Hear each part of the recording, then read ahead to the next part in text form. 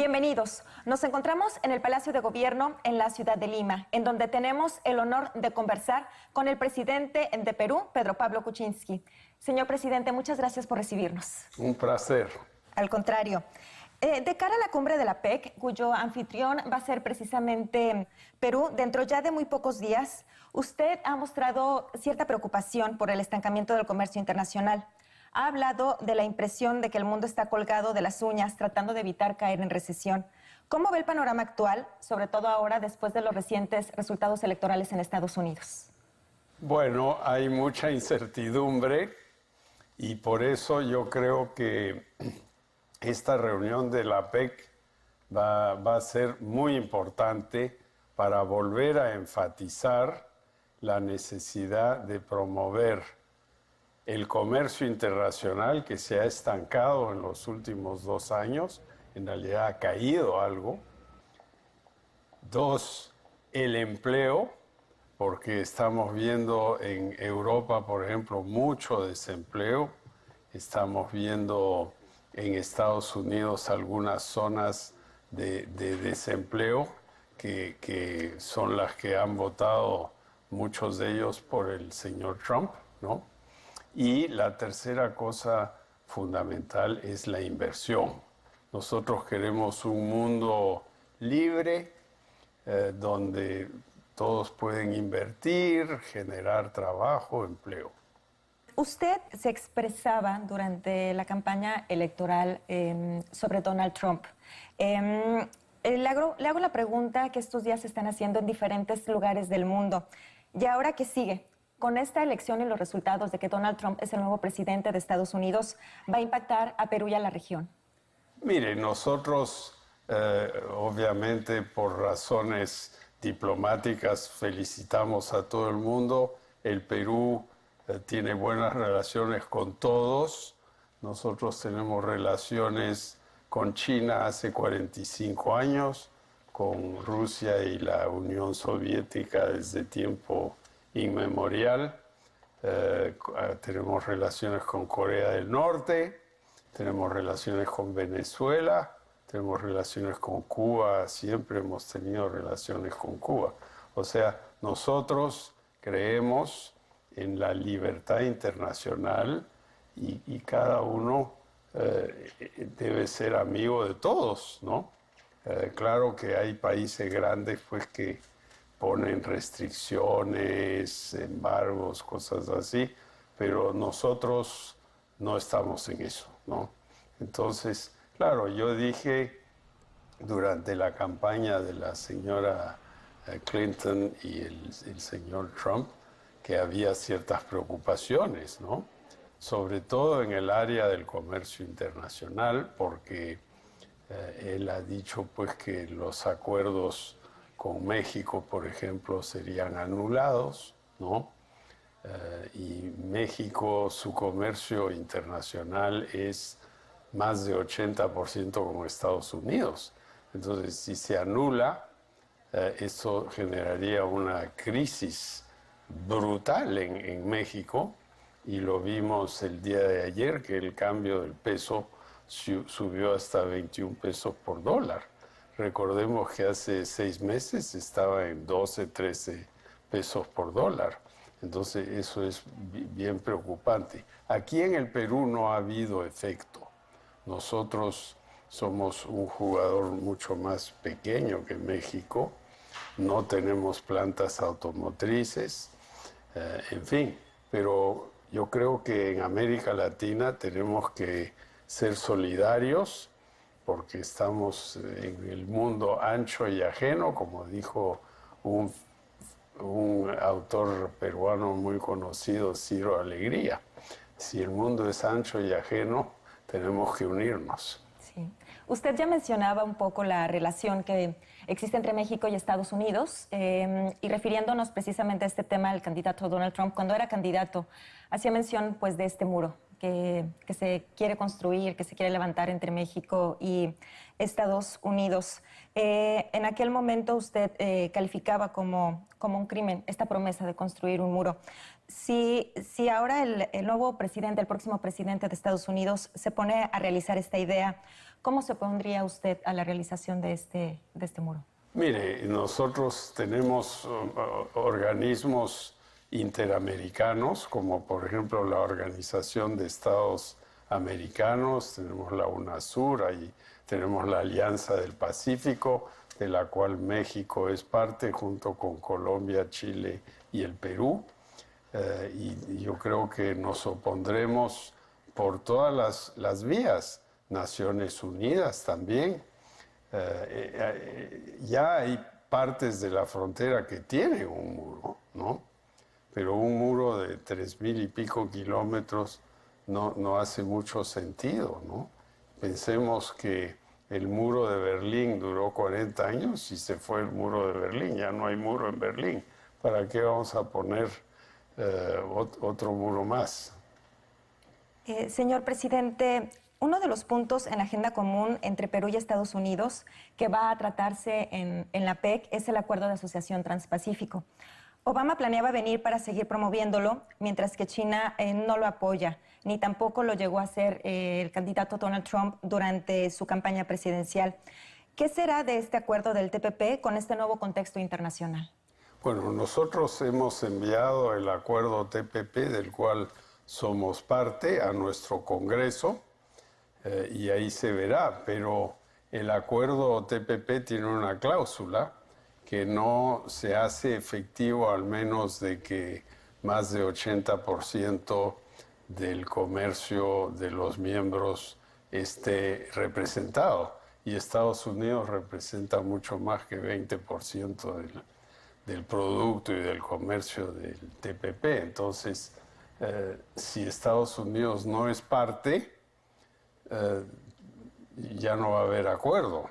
Claro que se puede reemplazar por un acuerdo parecido, pero sin Estados Unidos, ¿no? Y eso se podría discutir.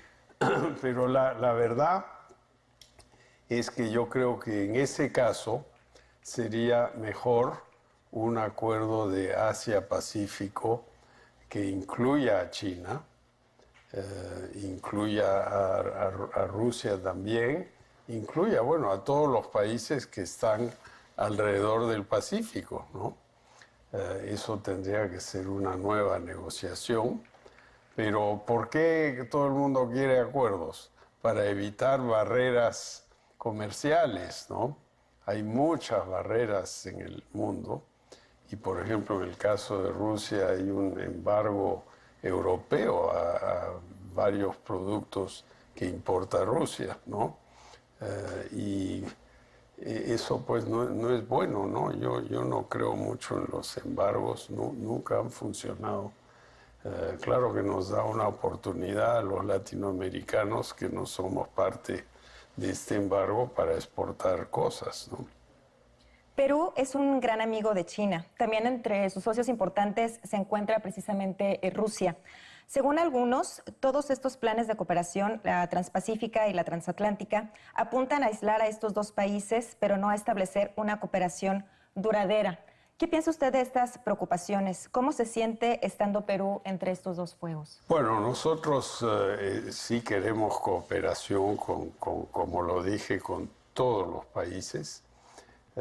Acabo de estar en China en el mes de septiembre, fue mi primer viaje al exterior.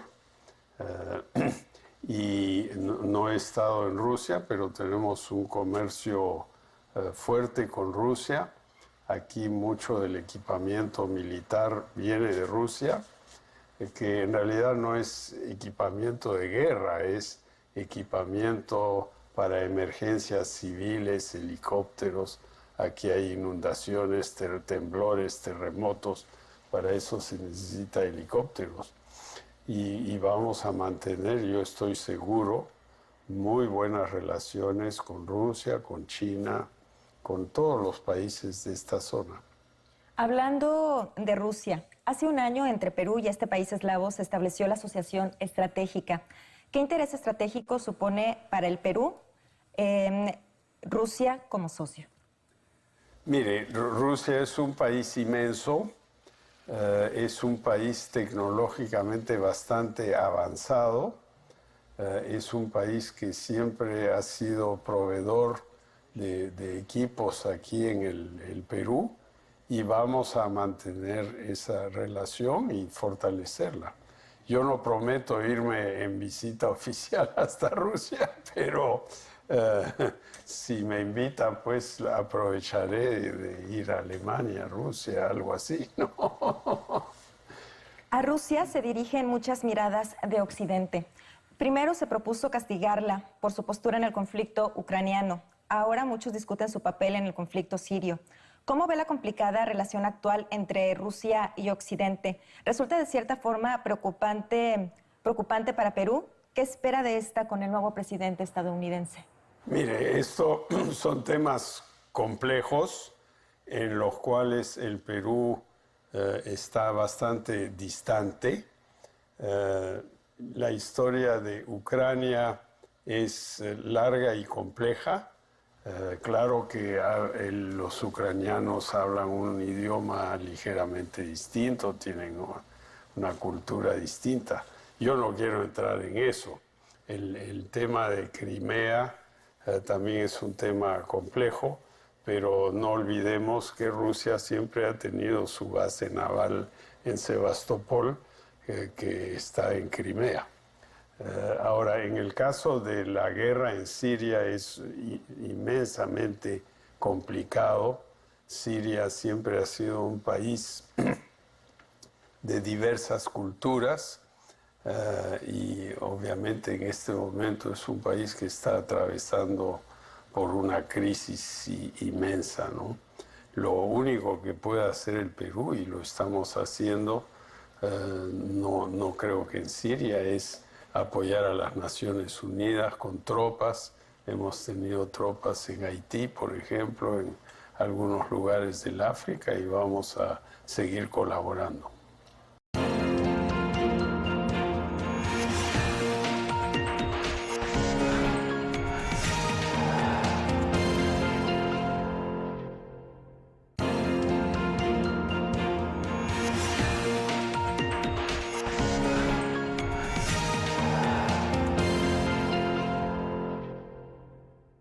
Hablando sobre América Latina, centrándonos en esta región, usted se ha referido como una región dividida, en donde cada uno tiene su filosofía y sus prioridades.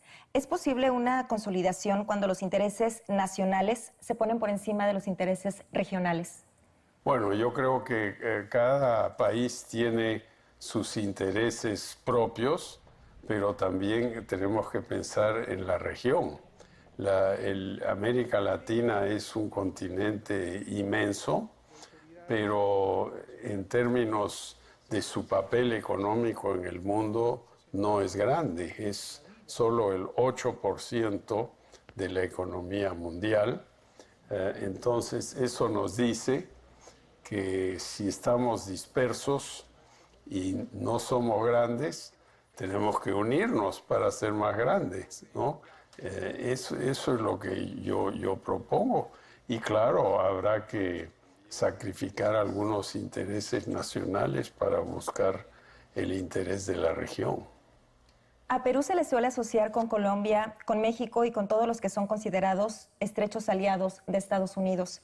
¿Cómo ve esta división de la región basada en el grado de amistad con Estados Unidos? ¿Qué sensaciones y reflexiones le inspiran a usted, señor presidente? No, yo diría que la Alianza del Pacífico, que incluye a México, Colombia, Perú y Chile, es una alianza que no está basada en la relación con Estados Unidos, aunque tenemos relaciones cordiales con Estados Unidos.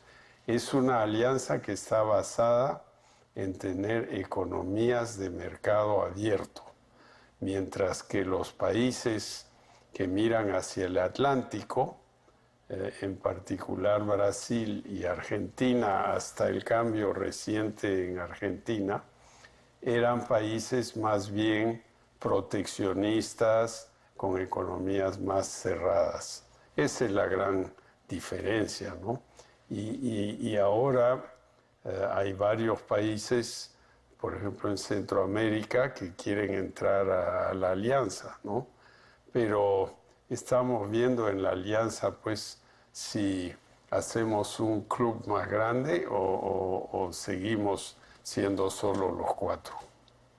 En la última reunión regional en la Cumbre Iberoamericana, usted fue el único dignatario en manifestar su inquietud por lo que está sucediendo en Venezuela. Desde allí lo ven como un obedecimiento al libreto injerencista diseñado en Washington para justificar la intervención de Venezuela, en concierto con los sectores opositores antinacionales. ¿Cómo pretende usted contribuir con la estabilidad en Venezuela y en la región? Mire, yo creo que tenemos que partir del hecho de que Venezuela tiene las mayores reservas petroleras del mundo y no debería estar en la situación que tiene ahora, donde una gestión económica cuestionable ha generado una crisis alimentaria, de farmacéuticos, de empleo en el país. Nosotros no queremos ninguna injerencia en Venezuela, pero en este momento se ha generado una situación con grandes implicancias internacionales y por eso yo he dicho que nosotros apoyamos que se escuche el veredicto democrático que se dio en Venezuela hace 2 años con una elección congresal que fue absolutamente contundente. Y ellos tienen sus mecanismos constitucionales que se deben obedecer, pero eso no ha pasado, ¿no? Hasta ahí nomás llego, yo no voy a hacer injerencia ahí, ¿no? Centrándonos en lo que sucede... Y dicho sea de paso, yo nunca he hablado con las autoridades de Estados Unidos sobre Venezuela. O sea, eso es una ciencia ficción ahí de alguien. Centrándonos en lo que sucede en Perú, después de la diferencia tan pequeña que usted tuvo con Keiko Fujimori en las pasadas elecciones presidenciales, el partido de Keiko, Fuerza Popular, logró la mayoría en el Congreso Nacional Peruano. Para lograr un auténtico cambio en Perú, para sacar adelante las reformas que usted ha propuesto, ¿ha tenido que negociar con Keiko Fujimori? Nosotros hemos presentado nuestro gabinete al Congreso, que fue aprobado por una amplísima mayoría. Hemos presentado una lista de propuestas legislativas para reactivar la economía y mejorar la seguridad ciudadana, y eso también ha sido aprobado, y ahora tenemos que presentar al público peruano las medidas concretas que están ya casi todas listas. Aquí no hemos negociado nada, aquí se ha explicado al público lo que queremos hacer y ha habido un buen apoyo. Entre sus prioridades en el ámbito nacional se encuentra la lucha contra la corrupción. Usted se ha proclamado víctima de la corrupción de un asesor suyo que fue puesto a investigación por corrupción. Después de las medidas que se tomaron, en las que se incluye una revisión exhaustiva del despacho presidencial y reforzar la línea legislativa al respecto, ¿se podrá dar garantía de que sea limpio el organismo que gobierna aquí en Perú? Absolutamente.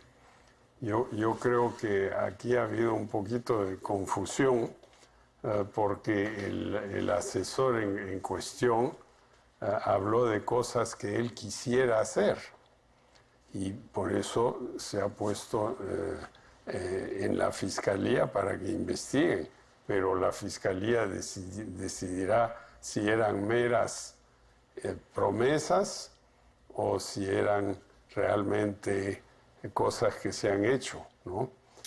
Nosotros estamos absolutamente claros en nuestra posición, que es la de una absoluta honestidad. Señor presidente, para finalizar, de usted hablan como de un presidente humano, que está más allá de lo formal, una característica que ha traído a la gente a la hora de votar. Sin embargo, algunas últimas encuestas señalan que perdió algunos puntos de aceptación y entre la gente vuelve a prevalecer la percepción que lo asocia más con el gran empresariado. ¿A qué se deben estos ánimos? ¿Qué planea hacer para que la gente vuelva a verlo como un representante suyo? No, nosotros en estas encuestas recientes bajamos algo a donde habíamos estado 2 meses antes. O sea, subimos, bajamos, pero mantenemos una aceptación de mucho más de 50%. Y recordemos también un poquito las encuestas. Las encuestas en Inglaterra decían que no iba a haber Brexit. Hubo Brexit. Las encuestas en Estados Unidos decían que Trump iba a perder. Ganó Trump. Entonces hay que tener cuidado con las encuestas. Hay que hacer lo que uno piensa que es lo correcto. Le agradezco mucho, señor presidente, por este espacio. Muy amable. Muchas gracias. Saludos a los que nos ven y nos escuchan. Y a ustedes, muchas gracias por su compañía.